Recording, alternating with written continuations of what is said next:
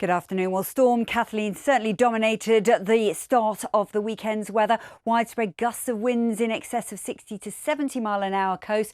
Rough seas here, but it brought some warmth with it as well. Across East Anglia, we had a high of 21 Celsius, making it the warmest day of the year so far. And I just want to stay with East Anglia to illustrate the point ahead, because we keep this mild air, but through the middle part of the week, there's going to be quite a dip with some wet and cooler weather before the warmth is set to build. Not for all of us, but something to look forward to as we see quite an eclectic week of weather ahead. In fact, for the remainder of today, it stays windy.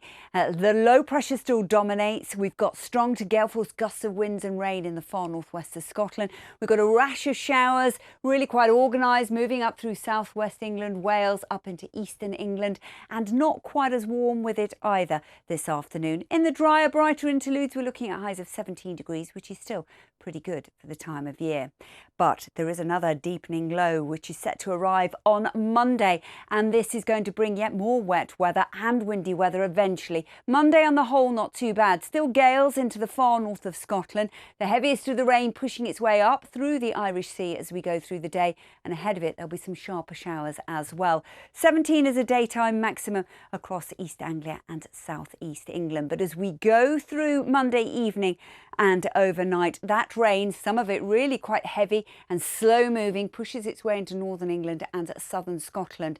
And it's this low pressure which is going to mark a change of wind direction. So strong gusty winds to the southwest of it, and the wind direction swinging back to a northwesterly. That's going to push that mild air out of the way, hence the reason we've got this roller coaster dip in the temperatures. So as we go into Tuesday, a lot of wet weather across eastern Scotland and northern England for a time.